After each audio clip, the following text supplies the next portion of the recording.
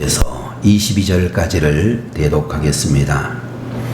욥이 일어나 겉옷을 찢고 머리털을 밀고 땅에 엎드려 예배하며 이르되 내가 모태에서 알몸으로 나와 싸운즉 또한 알몸이 그리로 돌아가올지라. 주시니도 여호와시오 거두시니도 여호와시오니 여호와의 이름이 찬송을 받으실지니이다 하고 이 모든 일에 욥이 범죄하지 아니하고 하나님을 향하여 원망하지 아니하리라. 아멘.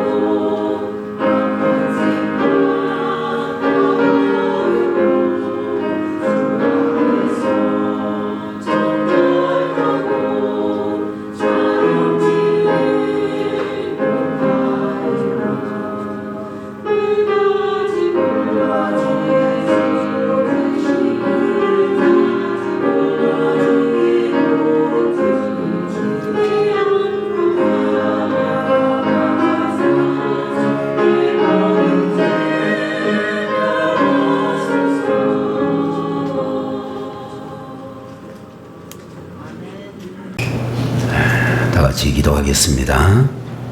살아계셔서 역사를 주관하시고 우리 모든 만민의 생사화복을 주관하시는 줄 믿습니다.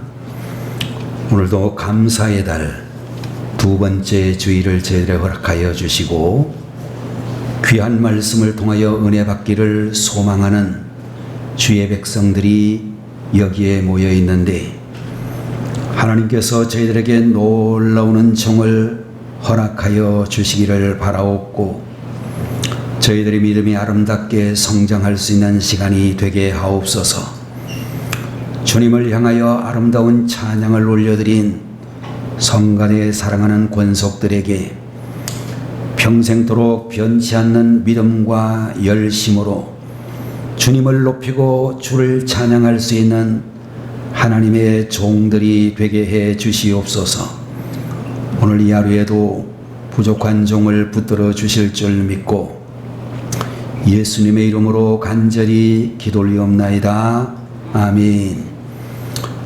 오늘 이 시간에는 욥기 제1장 20절에서 22절까지 있는 말씀을 가지고 감사가 능력입니다 라는 제목으로 하나님의 말씀을 보도록 하겠습니다. 우리가 살아가고 있는 이 시대를 가리켜서 문명사회라 그렇게 부르고 있는데 이 문명사회에 살아가는 우리 현대인들 가운데서는 대체적으로 항상 서두르고 분주하게 살아가는 것을 볼 수 있고, 왜 이 모임에 나오지 못했는가 라고 물어보면 너무 바빠서 그렇게 됐다라고 이야기하는 분들을 많이 볼 수 있습니다.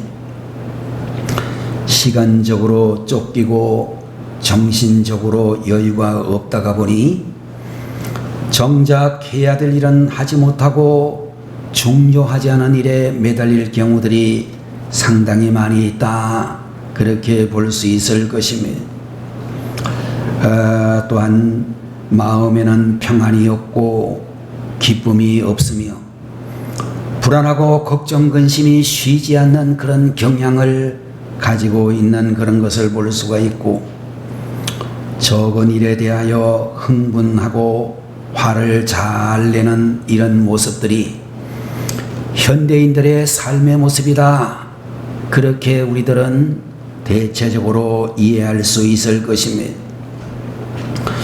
오늘 여러분과 제가 보고 있는 욥기 제1장의 말씀을 보면서 이 시대를 살아가는 우리 현대인들은 어떻게 살아가야 하는가 라고 하게 되어질 때에 능력 있는 삶을 살 수 있으면 좋겠다, 그런 생각을 하게 되어지고, 여유 있는 삶을 살고 행복한 삶을 살았으면 좋겠다라는 생각을 가지면서 무엇보다도 하나님을 바라보고 살아가는 주의 백성들이 되셔야 될 줄로 믿는 것입니다.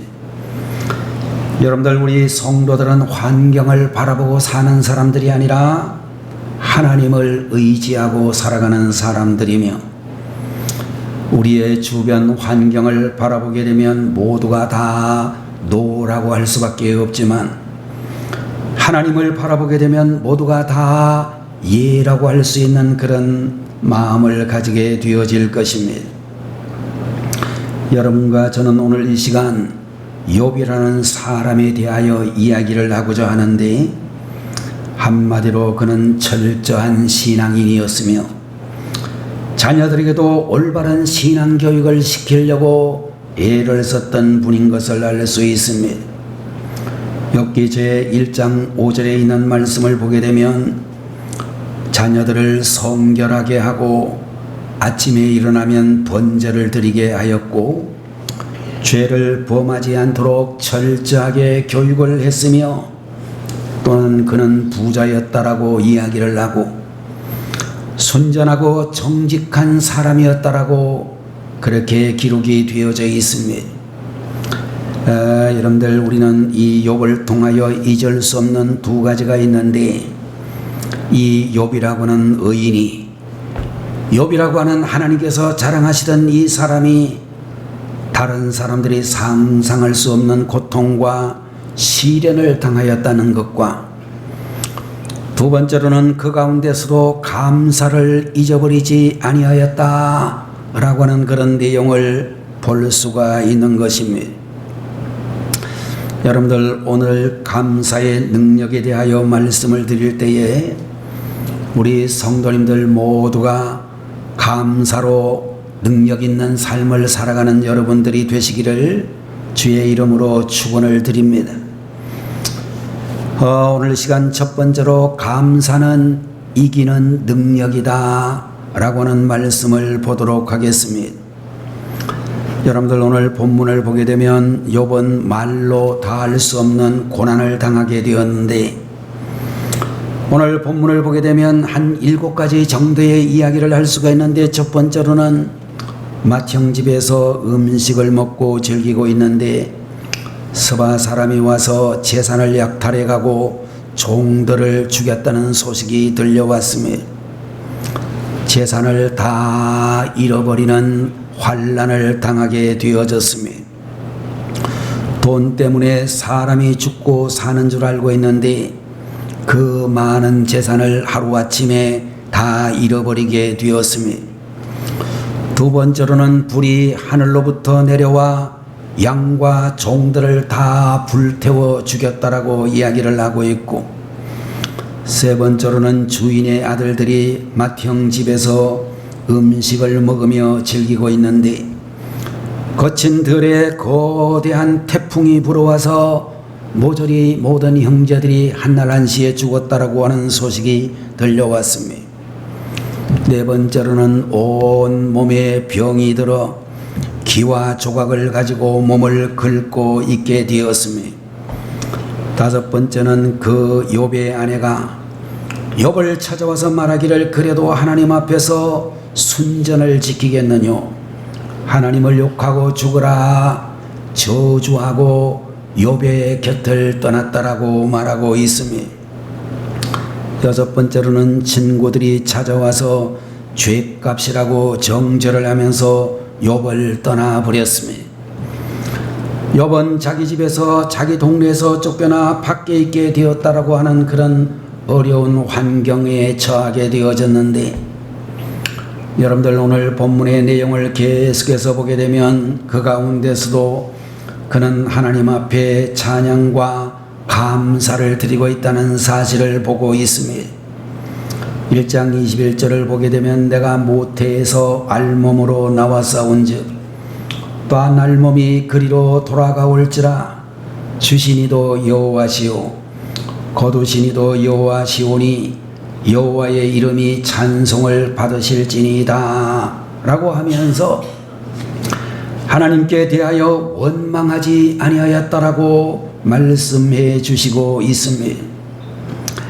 여러분들 세상을 살아갈 때에 여러 가지 고난이 우리 앞에 닥쳐오는데 욥과 같은 의인에게도 그에게 어느 날 예기치 않은 고난이 찾아왔다라고 말씀을 하고 있습니다. 좋은 믿음을 가졌고 바르게 살았음에도 불구하고 고난이 그를 찾아왔습니다. 여러분들 이렇게 될 때에 이 고난이 우리를 찾아왔을 때 우리 성도님들 예배를 드리고 계시는 여러분들은 어떻게 대처를 할 것입니까?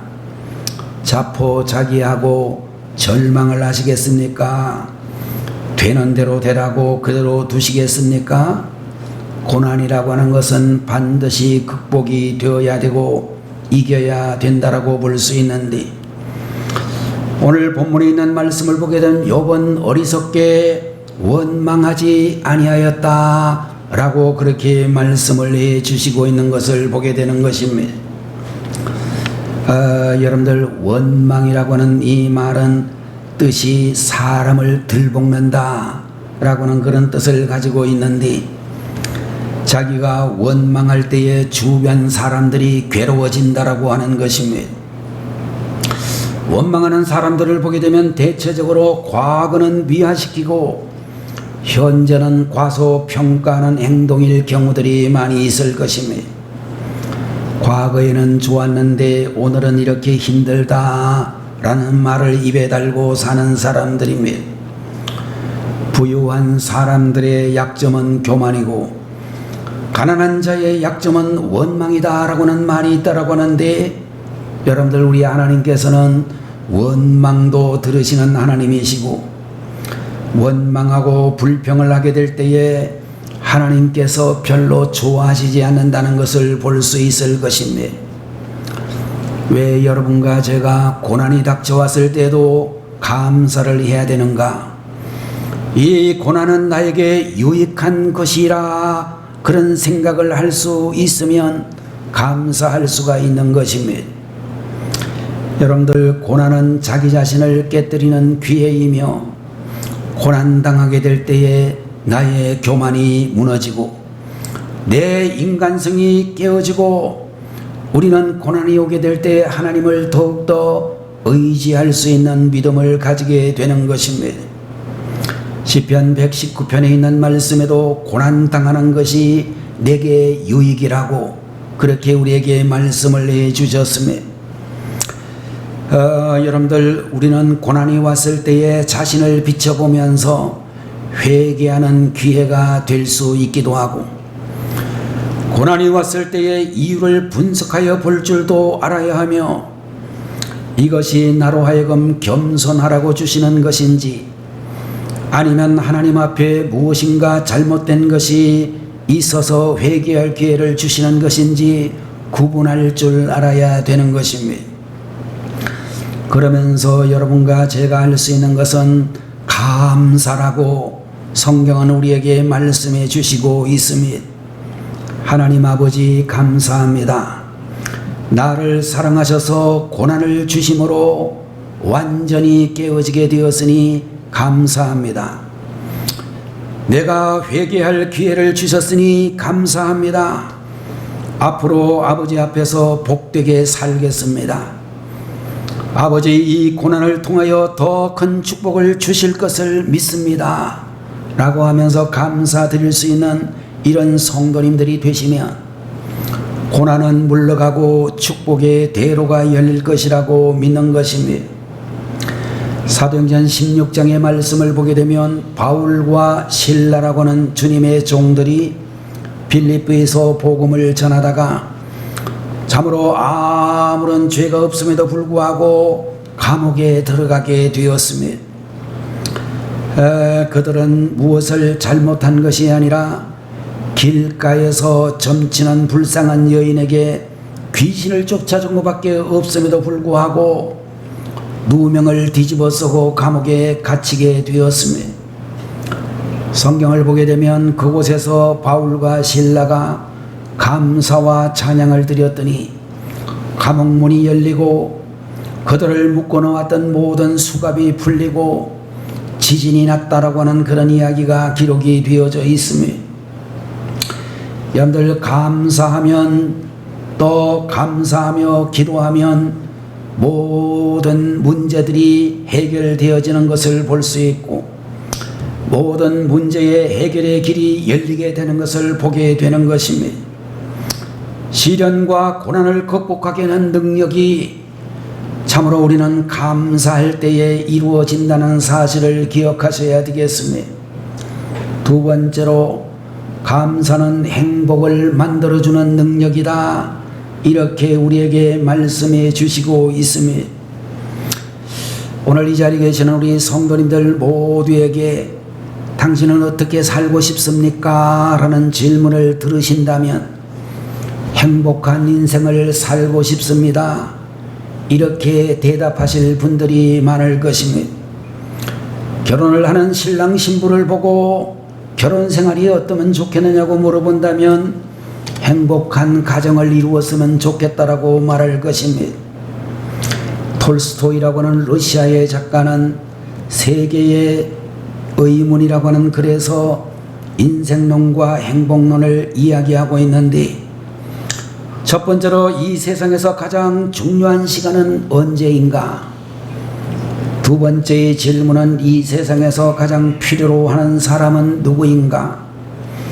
세 번째의 질문은 이 세상에서 가장 중요한 것은 무엇인가? 라고 하는 그런 이야기를 하고 있습니다. 이 질문을 하고 난 다음에 톨스토이가 답하고 있는 내용을 보면 이 세상에서 제일 중요한 시간은 현재이다, 이렇게 이야기를 하고 있고, 이 세상에서 가장 필요로 하는 사람은 현재 내가 만나고 있는 그 사람이다. 세 번째 질문, 이 세상에서 가장 중요한 일은 내가 내 옆에 있는 사람에게 선을 행하는 일이다, 라고 그렇게 대답을 하고 있습니다. 유명한 힐티라고 하는 사람은 말하기를, 그 사람이 진심으로 찾고 있는 것이 무엇인가? 그것은 그날 아침 자리에서 눈을 뜨는 순간에 머리에 떠오르는 바로 그것이다 라고 하면서, 사업하는 사람들은 사업을, 학생들은 공부를, 젊은이들은 사랑하는 사람을 생각하게 될 것인데, 여러분들 모든 사람들이 찾고 있는 행복이라고 하는 것은 무엇인지에 대하여 생각을 해 보도록 한다면, 여러분들 영어로는 해피라고 하는 말이라고 그렇게 이야기하고 있습니다. 교회 중에 새롭게 개척된 교회가 있는데 그 교회 이름이 해피 처치입니다. 행복한 교회라고 하는 영어 이름으로 그렇게 교회 이름을 지었습니다. 여러분들, 우리가 정말로 생각하게 될 때에 행복이라고 하는 것은 기쁘다, 그런 뜻을 가지고 있다라고 이야기할 수 있을 것입니다. 감사하는 사람이 기뻐할 수가 있고 다른 사람에게도 기쁨을 줄 수가 있는 줄로 믿습니다. 여러분들, 우리가 만든 가정은 행복을 창조하는 곳이 되어야 한다라고 그렇게 말할 수 있습니다. 가족들이 감사하면서 살아간다면 정성을 다해서 만들어지는 것이 바로 행복한 가정을 이루어 갈 수 있다라고 하는 것입니다. 어떤 가정의 남편이 열심히 살아가려고 이리 뛰고 저리 뛰는데 어느 날 아내가 남편을 보고 이야기합니다. 여보, 참으로 수고를 많이 하시네요. 그리고 고마워요. 당신이 처자식을 위해서 그렇게 열심히 살아가는 것을 볼 때에 너무나 고맙습니다. 그 말을 들은 남편은 피곤을 모르고 더 열심히 직장에서 또는 자기가 하는 모든 일에서 뛰고 일하게 되어질 것입니다.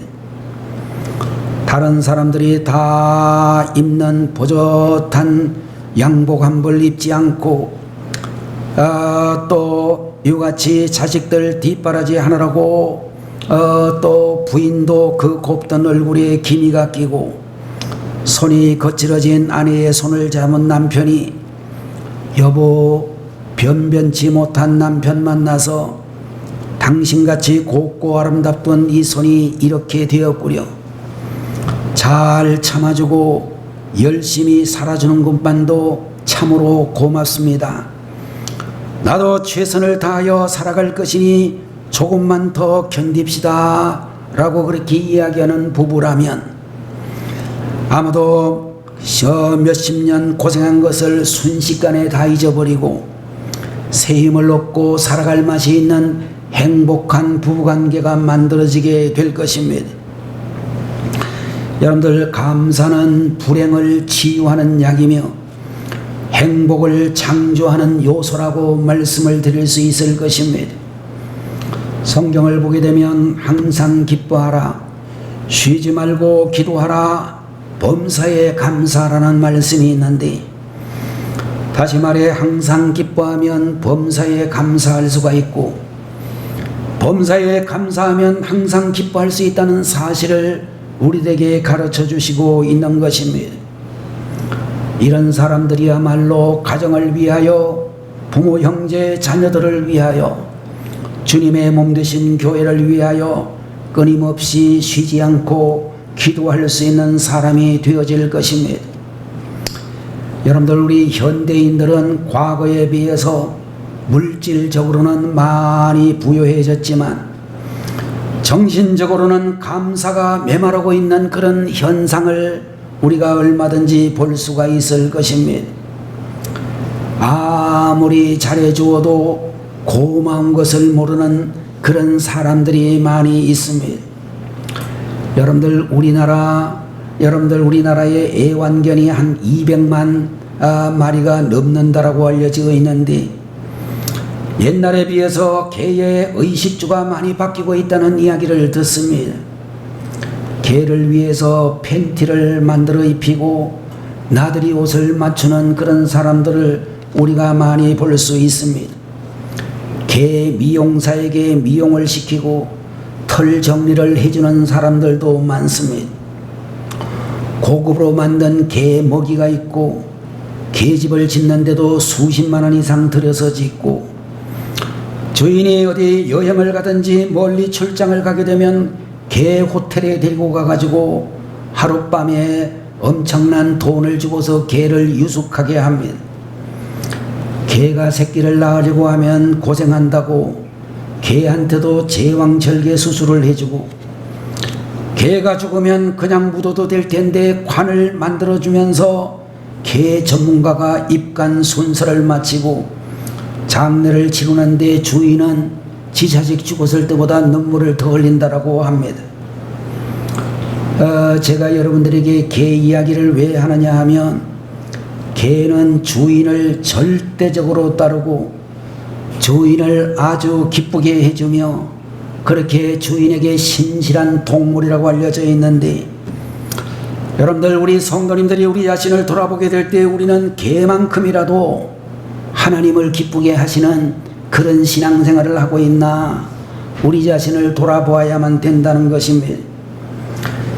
개는 절대로 주인을 배신하지 않는다라고 하는데, 우리는 하나님의 그 놀라우신 은혜를 받고 있으면서도 하나님 앞에 진정으로 감사하지 못하는 그런 시간들이 얼마나 많이 있나, 우리 자신을 돌아보면서 그래도 개보다는 좀 나은 성도가 되어야 되지 않을까, 그런 생각을 하게 되어집니다. 행복하기를 원하신다면 자족하는 마음, 만족하는 마음을 가져야 될 것이고, 성경을 보게 되면 자족하는 마음은 경건 생활의 유익이라고 우리에게 말씀을 해 주시고 있습니다. 독일의 유명한 정치인 가운데 마티라고 하는 사람이 있었는데, 그는 한때 정치적인 노선 문제가 일어나 관직에서 쫓겨나 많은 고생을 한 때가 있었습니다. 자기 잘못이 아니라 다른 사람들 때문에 고생하는 것이 늘 불평스러웠습니다. 어떤 날 다 해진 구두를 신고 있었는데, 구두를 새로 사서 신을 수 없는 어려운 경제적인 난관에 그가 있었습니다. 무거운 마음으로 불만으로 가득하여 예배드리기 위하여 예배당으로 들어가게 되었습니다. 그때에 옆을 보니 두 발이 없는 사람을 보게 되었습니다. 발은 없고 목발을 옆에 세워두고 열심히 찬송하고 감사 기도를 드리는 모습을 그가 목격하게 되었습니다. 마티라고 하는 사람은 불만으로 가득 찼던 그의 마음이 옆에 있는 그 장애인이 그렇게 감사하며 손뼉치고 기도하는 것을 보고 엎드려 감사의 기도를 드렸고, 남은 인생 동안 그는 절대로 원망하거나 불평하지 않기로 했다라고 말하고 있습니다. 여러분들, 우리는 구두 주신 것만을 감사하고 안 주시면 원망했던 사람들이었는데, 두 발을 주셨다라고 하는 것은 아직도 건강하다는 것이고, 그 사실만으로도 얼마든지 감사하며 살아갈 수 있다는 것입니다. 여러분들, 행복하게 살기를 원하신다면 자꾸만 하나님 앞에 이런 문제 저런 문제를 놓고 감사할 수 있는 그런 분들이 되셔야 되겠고, 감사는 바로 행복을 우리에게 주는 하나님의 능력이라는 사실을 기억하셔야 되겠습니다. 여러분들, 행복이라고 하는 것은 지극히 주관적이어서 다른 사람이 볼 때는 행복해 보여도 불행한 사람이 될 수도 있고, 다른 사람이 보기에는 동정받을 수밖에 없을 만큼 불행해 보여도 우리 마음에 만족과 기쁨이 있으면 행복한 인생을 살고 있는 것입니다. 감사는 행복을 만들어주는 능력이라고 말씀을 드렸습니다. 세 번째로, 감사는 축복을 받게 하는 능력이다 라고 그렇게 말씀을 드릴 수 있습니다. 어느 날 갑자기 닥쳐온 욥의 시련은 견디기가 굉장히 힘들었을 것입니다. 한두 가지 문제가 아니라 물질, 자녀, 가족으로부터 오는 절망감으로 인하여 웬만한 사람 같으면 정말로 세상을 떠나고 싶은 생각도 얼마든지 했을 것입니다.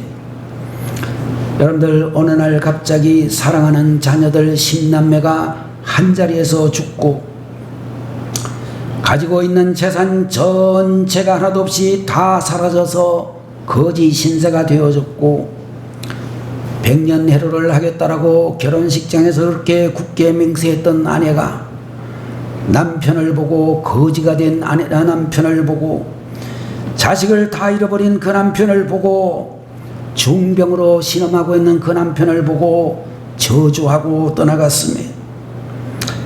여러분들 그럼에도 불구하고 욥이라고 하는 사람은 엎드려 하나님 앞에 찬양과 감사를 올려드렸다 라고 말씀을 하고 있습니다. 믿음은 무엇입니까?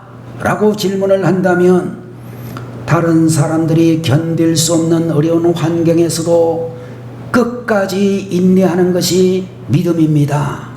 이렇게 말해야 된다라고 하는 것입니다.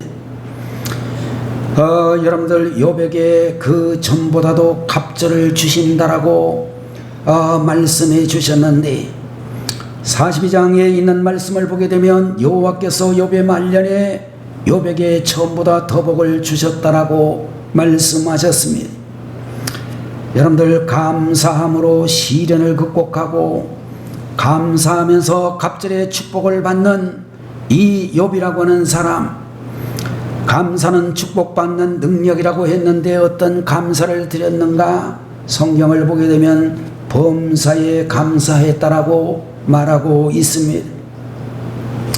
여러분들 구약 성경 출애굽기를 읽어보게 되면 이스라엘 백성들이 이집트에서 430년 동안이나 종살이를 하다가 해방을 받아서 가나안 땅으로 올라가고 있는데 하나님께서 그야말로 종살이로부터 해방을 시켜주셨음에도 불구하고 참으로 그들은 이와 같이 홍해를 기적적으로 건너고 그리고 정말로 도저히 해방될 수 없는 상황에서 해방을 받았음에도 불구하고 그들은 늘 원망하고 불평을 했다라고 이야기를 하고 있습니다.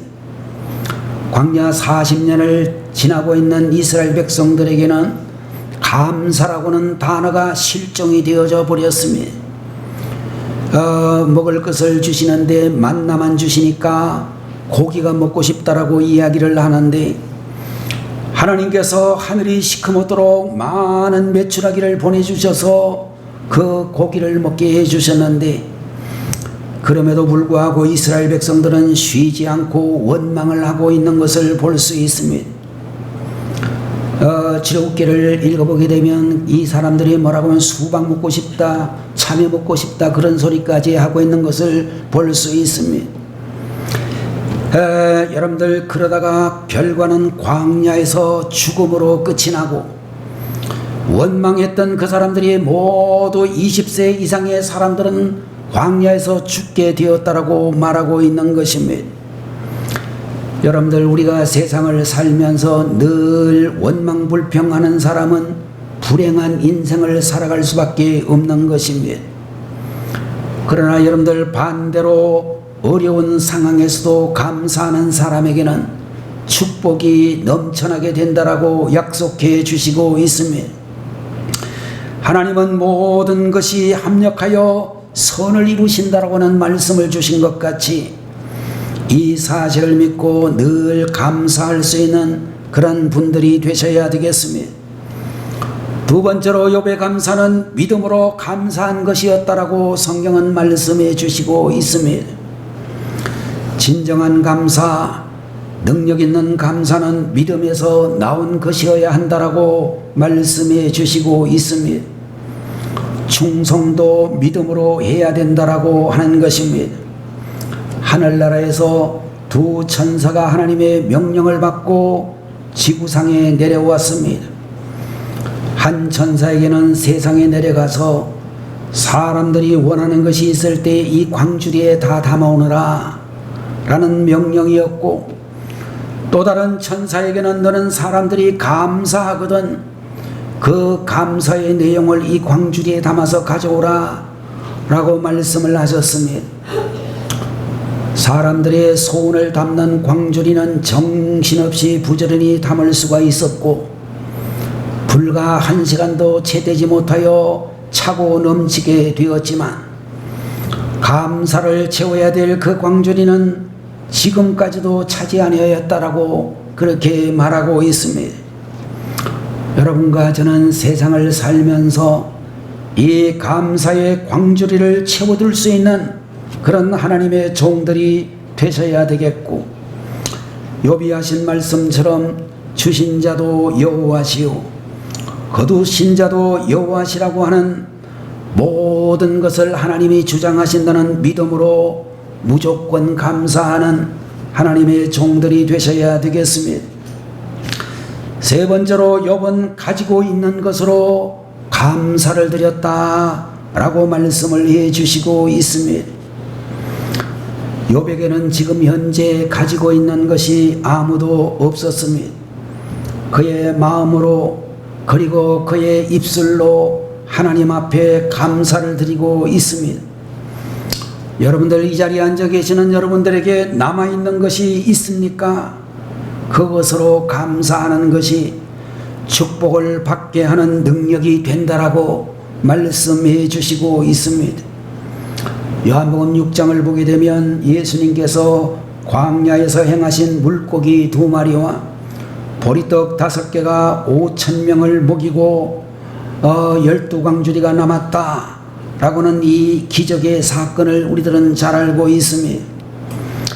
여러분들 그럴 때에 여러분들 한 어린아이 정도가 먹을 수 있는 점심 양식, 가난한 집에 어린아이가 먹을 수 있는 그 양식을 앞에 놓고 예수님께서 축사를 하셨다라는 말씀이 기록이 되어져 있습니다.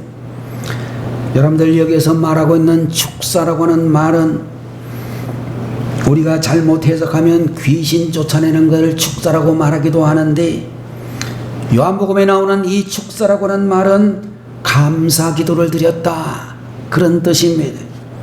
가장 가난했던 한 나이가 마련한 도시락, 가장 값이 헐하고 거칠게 만들어진 하류층에 속한 사람들이 먹는 것인 그 도시락을 가놓고 축사기도 감사기도 하실 때에 축복의 음식이 되어 성인 남자 20세 이상의 성인 남자의 숫자만 5,000명이었다라고 하는, 여자와 어린아이들을 이야기하면 적어도 2만 명 가까이라고 추정하는 분들도 계시는데, 그 많은 사람들이 먹고도 12광주리가 남는 놀라운 기적이 이루어졌다라고 하는 것입니다. 예수님께서 나사로의 죽음의 소식을 듣고 베단이라고 하는 동네에 도착을 하셨습니다. 나사로 무덤에 가신 주님이 제일 먼저 아버지여 내 말을 들으신 것을 감사하나이다, 감사의 기도를 드렸고 다시 나갈 수 없는 사람이 다시 살아나는 역사가 일어나게 되는 것입니다. 여러분들 축복이라고 하는 것은 감사의 터널을 통하여 주어지는 것입니다.